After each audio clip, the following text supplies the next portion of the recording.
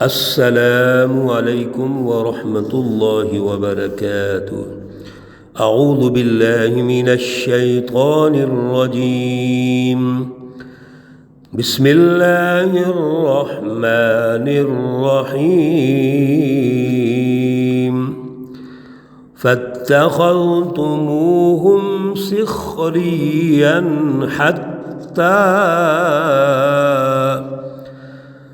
حتى أنسوكم ذكري وكنتم منهم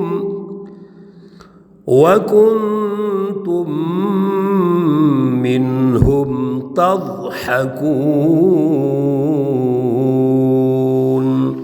صدق الله العلي العظيم۔ اللهم صل على سيدنا ومولانا محمد النبي الأمي وعلى آله وأصحابه وبارك وسلم وصل عليه۔ معزز سامعین و سامعات، سورۃ المومنون ہے، پارہ نمبر 18 ہے، آیات مقدسہ نمبر 110 تا 114 ہیں۔ پارے کا رکوع نمبر 6 اور سورہ مبارکہ کا رکوع نمبر بھی 6 ہے، اور سورت کا یہاں آخری رکوع چل رہا ہے۔ اللہ رب العزت ان آیات کا فہم اور شعور عطا فرمائیں اور عمل کی توفیق اور صلاحیت عطا فرمائیں۔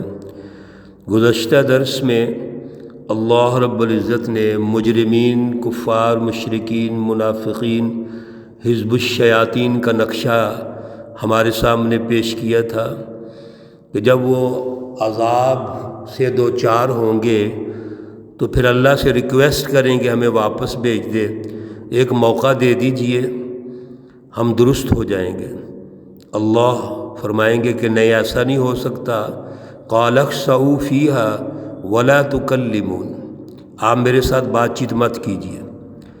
اور اس کے مقابلے میں ایک سچی جماعت کے اوصاف اللہ نے ارشاد فرمائے تاکہ انالیسز ہو جائے جھوٹی اور سچی جماعتوں کا۔ آج آیت مقدسہ نمبر 110 میں اللہ رب العزت پھر سمجھانے کے انداز میں ان جھوٹی جماعتوں کو الارم کر رہے ہیں۔ کیا کہ جب اللہ کے سچے نبی آئے، سچی جماعتیں آئیں، رسول آئے، اولیاء اللہ تشریف لائے، سچے علماء آئے، انہوں نے انسانیت کی بات کی، آزادی کی بات کی، غلامی سے نکالنے کی کوشش کی، تو آگے سے کیا ہوا؟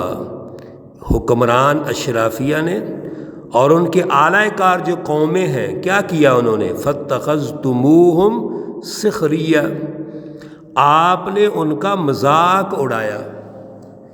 جب جھوٹا نظام غالب ہوتا ہے، ظلم کا نظام غالب ہوتا ہے، جب قوموں پر غلامی مسلط کر دی جاتی ہے اور غلامی ان کے جوڑوں میں رچ بس جاتی ہے، تو اس وقت کوئی آزادی کا نام لے، عدل کا نام لے، اس شرک اور کفر کی فضا میں توحید کا نام لے، تو اس کو مذاق سمجھا جاتا ہے، اس کا مذاق اڑایا جاتا ہے کہ تم کیسی بات کر رہے ہو۔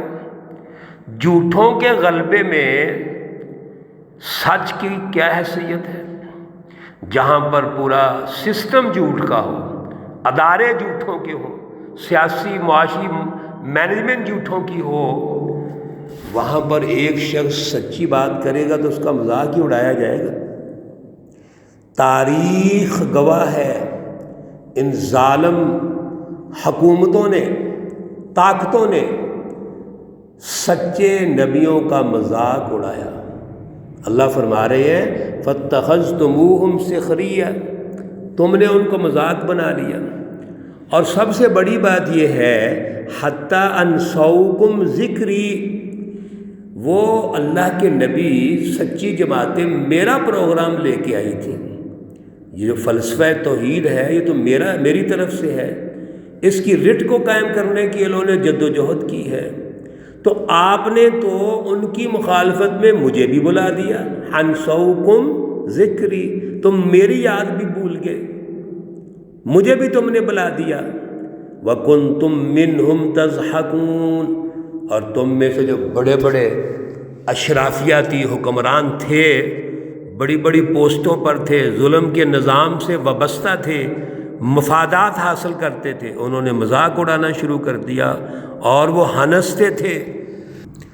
حضور نبی اکرم صلی اللہ علیہ وسلم کا مکی دور 13 سالہ اگر ہم اس کا جائزہ لیں تو سینکڑوں آپ کو ایسے ریفرنسز ملیں گے کہ رسول اللہ صلی اللہ علیہ وسلم پر اور سچی جماعت صحابہ پر مکے کی جو اشرافیہ تھی، سردار تھے، ہنستے تھے، مذاق اڑاتے تھے۔ ابو جہل کہا کرتا تھا کہ آپ کے ساتھی کون ہیں؟ سوسائٹی کے غریب لوگ، یتیم لوگ، مسکین لوگ، جن کو کوئی پوچھتا ہی نہیں، ہمارے کمی لوگ، یہ تو تمہارے ہم سفر ہیں، ہم جماعت ہیں۔ چند تانگے کی سواریاں، محدود سی، مختصر، تم میرا کیا مقابلہ کر لو گے؟ تم میرے ساتھ کمپرومائز کر لو، مل کے چلتے ہیں۔ لیکن رسول اللہ صلی اللہ علیہ وسلم اپنے مشن پہ قائم رہتے ہیں اور یہ ہنستے ہیں۔ اللہ رب العزت اس موقع پر ارشاد فرماتے ہیں، انی جزیتہم اليوم بما صبروا، سنو، دنیا میں تم نے بڑی عیاشی کر لی تھی، بڑے مقابلے کیے تھے، میرے ان سچے لوگوں کو، اللہ کے سچے نبیوں کو تم نے تکلیفیں پہنچائی تھیں اور انہوں نے صبر کیا تھا، آج میں ان کو ان کے صبر کا بدلہ دیتا ہوں۔ انہم ہم الفائزون، بے شک یہی کامیابی کو پہنچنے والے ہیں۔ یہاں پہ 2 دفعہ ہم ضمیر آئی ہے، ہم کا معنی ہے وہ، دوسری جو ہم ضمیر ہے اس کا معنی بھی وہ ہے، اور معنی ایسے کریں گے وہ ہی، اس کو عربی میں کہتے ہیں حصر کا معنی دینا، یعنی خصوصی معنی۔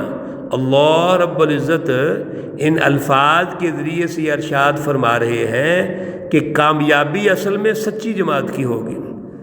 قال کم لبثتم فی الارض عدد السنین، فرمایا کم لبثتم، کتنی دیر تم ٹھہرے ہو، فی الارض، زمین میں، عدد السنین، جو برسوں کی گنتی ہے، سالوں کی گنتی، ذرا اندازہ تو کرو کتنی دیر ٹھہرے ہیں۔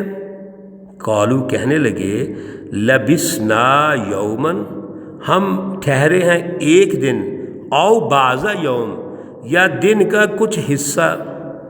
فاسأل العادین، تو پوچھ لے آپ جو گنتی والے ہیں ان سے پوچھ لیجئے، مطلب فرشتے ہیں وہ گنتی کو جانتے ہیں، جنہوں نے تمہاری نیکی لکھی، بدی لکھی، اعمال نامہ لکھا، پھر تم دنیا میں رہے، قبر میں رہے اور برزخ کی زندگی میں تم نے ٹائم گزارا ہے، یہ کیا لگتا ہے؟ ایسے لگتا ہے جیسا ایک دن ٹھہرے ہیں یا دن کا کچھ حصہ ٹھہرے۔ میرے عزیزو، دوستو، ساتھیو، آپ کی کتنی عمر ہے؟ جتنی بھی ہے، 30 سال، 40 سال، 50 سال، 60 سال، اور کچھ بزرگ زیادہ عمر کے میری بات سن رہے ہوں گے۔ آپ اپنے ماضی پہ غور کیجئے، ایک خواب لگتا ہے، ایسے ہی جیسے ہم سوئے ہوئے تھے، اٹھے ہیں تو دیکھ رہے ہیں، سونے سے پہلے بھی کچھ دیکھ رہے تھے، سو کے اٹھے ہیں پھر دیکھ رہے ہیں۔ جتنی ہماری ماضی کی زندگی ہے ایک خواب سا انداز ہوتا ہے۔ دنیا سے ہمارے بزرگ چلے گئے، بڑے چلے گئے، والدین، اولاد، سب لوگ چلے گئے، کسی کو 10 سال ہو گئے ہوں گے، کسی کو 20 سال ہو گئے ہوں گے، کسی کو زیادہ عرصہ ہو گیا ہوگا، لیکن ہمیں ایک خواب سا لگتا ہے، ہمارا کوئی بھائی تھا، والدین تھے، ہم بیٹھتے ہیں تو غور کرتے ہیں، توجہ کرتے ہیں، ورنہ ذہن سے وہ اتر جاتے ہیں۔ یہ ہے زندگی۔ قال ان لبثتم، فرمایا اگر تم ٹھہرے، الا قلیلا، مگر تھوڑا، لو انکم کنتم تعلمون، بے شک تم اس کو جانتے ہو، تمہیں پتہ ہے کہ تم کتنا عرصہ ٹھہرے ہو۔ اب ہمیں کرنا کیا چاہیے؟ کہ یہ جتنی بھی زندگی ہے یہ واقعی آخرت کے مقابلے میں تو تھوڑی ہے. ہمیں اصل میں توجہ کرنی چاہیے تھی. انبیاء کی، رسولوں کی جو دعوت ہے اس پہ توجہ کرنی چاہیے تھی. حق اور باطل کے درمیان میں فرق کرنا چاہیے تھا. سچ اور جھوٹ میں فرق کرنا چاہیے تھا. سچ کا ساتھ دینا چاہیے تھا.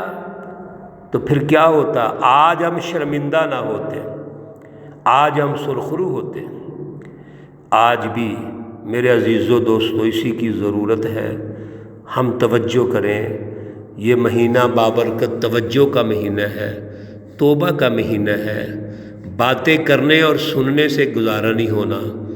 دل کو پاک کیجئے، تزکیہ پیدا کیجئے. جھوٹی جماعتیں، جھوٹ سے نفرت اور بغاوت کیجئے. حزب الشیاطین، شیطانی جماعتوں سے نفرت کیجئے. اللہ سے سچی محبت پیدا کیجئے. رسول اللہ صلی اللہ علیہ وسلم سے سچی محبت پیدا کریں. سچی جماعتوں سے سچی محبت پیدا کریں اور پھر ڈٹ جائیں اس پر. اس اعلیٰ نظریہ کو اختیار کریں، ڈٹ جائیں. ان الذین قالوا ربنا اللہ ثم استقاموا، استقامت کا مظاہرہ کیجئے. جب یہ ہوگا تو تتنزل علیہم الملائکہ، اللہ کے فرشتے آئیں گے، اللہ کی مدد آئے گی. آج بھی ہم ہر قسم کی بیماری سے نکل سکتے ہیں اگر اللہ سے تعلق مضبوط کر لیں، اللہ کے سسٹم کو غالب کر لیں. اللہ کا عدل کا نظام، سیاسی، معاشی، معاشرتی تشکیل دے لیں. فلسفہ توحید کی رٹ کو انسانی سوسائٹی پہ قائم کر لیں. آج بھی اللہ وہی ہے. ساری برکات اللہ کی واپس آ جائیں گی. اللہ توفیق عطا فرمائے. رمضان المبارک کے اس بابرکت مہینے میں اللہ ہمیں معاف فرمائے. اللہ ہماری توبہ قبول فرمائے. جب بھی توبہ کیجئے دل سے کیجئے، دل سے عاجزی سے اللہ کے سامنے روئیے، گڑ گڑائیے. اللہ سے کہیے کہ یا اللہ ہم نے اپنا سر تیرے در پہ رکھ دیا ہے، نہیں اٹھانا، نہیں اٹھانا. یا اللہ نہیں اٹھانا. تو قبول کر لے، تو مان جا، اٹھا لیں گے. لیکن توبہ کے بعد آئندہ کی زندگی میں ہر قسم کی غفلت، سستی، کاہلی اور جھوٹے لوگوں کا ساتھ دینے کے، وہ جو پکا ارادہ کیا ہے اس پہ قائم رہیے، استقامت کیجئے. دیکھیے اللہ کی مدد آتی ہے، ضرور آئے گی، آنی ہے انشاءاللہ العزیز. ہمیں اس سچ پہ قائم رہنا ہے. اللہ توفیق عطا فرمائے. تیسرے اشرے کی دعا، اللہم انک عفو تحب العفو فاعف عنا. اور والدین کی مغفرت کی دعا، اور والدین کے ساتھ تمام مومنین، مسلمین، رشتہ داروں، دوستوں، عزیز و اقارب سب کی مغفرت کی دعا ہے. ربنا اغفر لی ولوالدی وللمؤمنین یوم یقوم الحساب. بڑی جامع دعا ہے، نیت سب کے لیے کر لیجئے، اور خصوصاً والدین کے لیے. رب ارحمہما کما ربیانی صغیرا. رب ارحمہما، اے اللہ ان دونوں میرے والدین پہ رحم فرما. کما ربیانی صغیرا، جیسا کہ میری بچپن میں انہوں نے پرورش کی، مجھ پہ رحم فرمایا، میری تربیت کی، اسی طرح یا اللہ آج تو بھی ان پہ رحم فرما. اللہ رب العزت تمام مرحومین و مرحومات کو جنت الفردوس میں اعلیٰ مقام عطا فرمائے. اللہ رب العزت تمام بیماروں کو شفائے کاملہ عاجلہ مستمرہ عطا فرمائے. تمام ہمارے ضرورت مند بہن بھائی، عزیز و اقارب کی اللہ ضرورتیں پوری کریں. جائز حاجات اللہ قبول و منظور فرمائے۔ ربنا تقبل منا انک انت السمیع العلیم وتب علینا انک انت التواب الرحیم، وصلی اللہ تعالی علی النبی الامی محمد وعلی آلہ واصحابہ اجمعین برحمتک یا ارحم الراحمین۔ السلام علیکم ورحمۃ اللہ وبرکاتہ۔